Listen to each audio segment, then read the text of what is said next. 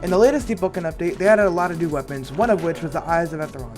Eyes of Etheron is genuinely one of the best weapons in the game. It goes Gale and Shadow, which are already great attunements, and it has a lot of good synergy. You might be wondering what makes my build different from others, and I'll go over that right now.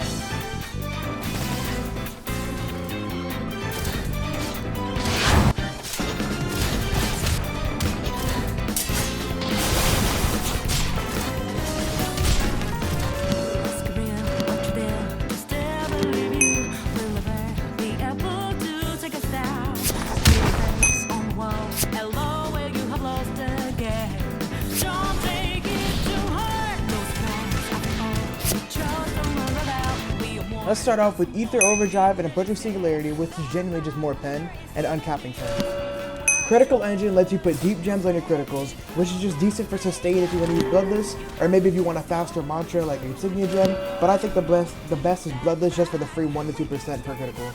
Speaking of critical, the critical applies suffocation that lasts for long enough basically to use the critical again, and if you M1 with this build, then it applies more suffocation, so you basically indefinitely cancel their mantras. Now we're gonna get into some actual fights of me using the build.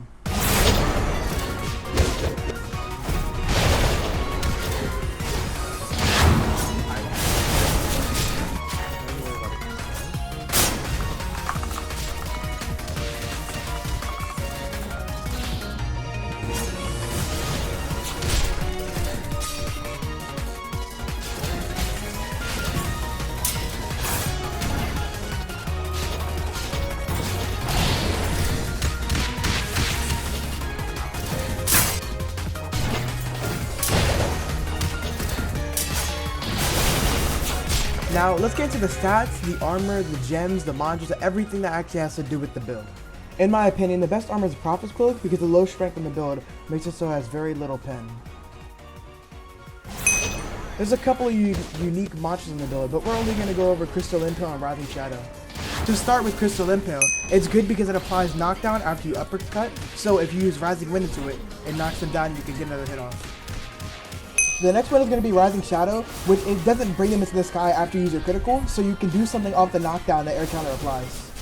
Now we're going to talk about the stats in the build, which can be found in the Deepwoken builder link in the description. To start, we're using the Khan only variant, where we go 40 Fortitude for Impervious Slumber, Exoskeleton, and Moving Fortress. We get a plethora of things with intelligence, but just some of the main ones: Neural Overload, Critical Engine, and Ether Overdrive. Although it might seem weird, we go Pre-Shrine Froststraw and Weapon. For Weapon, we go 30 so we can get Critical Engine, and for Froststraw, we get stuff like Crystal Impale and Ether Overdrive. Post-Shrine, we go 25 Agility so we can get Evasive Expert, Risky Moves, Light Speed Reflexes, and Speed Demon. We also go 25 Charisma for Charismatic Cast and Tough Love. We then bring our weapon back up to 37 so you can use the Eyes of Etheron as a con. We go 80 Gale Breath for a multitude of reasons, but just to name a few other than mantras, we get a Roar Without Song, Silencer's Blade, Inhale and Aftercut, as well as with Shadowcast, we get Pressure Detonation. Like Gale Breath, we go 60 Shadowcast for a lot of reasons, but other than mantras, we get Dark Rift, and like I said earlier, Pressure Detonation. Now I'm going to show some chime clips, but at the end of the video, there's going to be a giveaway on my Discord server.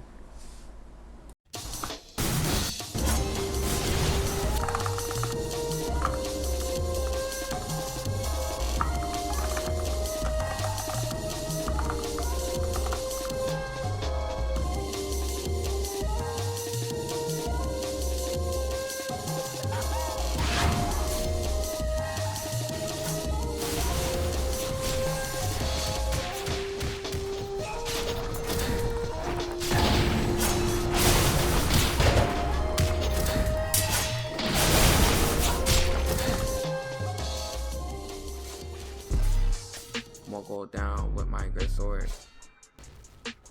Greatsword gets a weapon. He don't want no smoke. He's got one life. Shoot him from the porch of the end zoner. Won't go down with my Greatsword.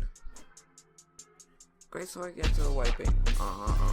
He don't want no smoke. He's got one life. Shoot him from the porch of the end zoner. 1v1 straight, getting it. Box him up and then I grip it. It's a screw me, screw.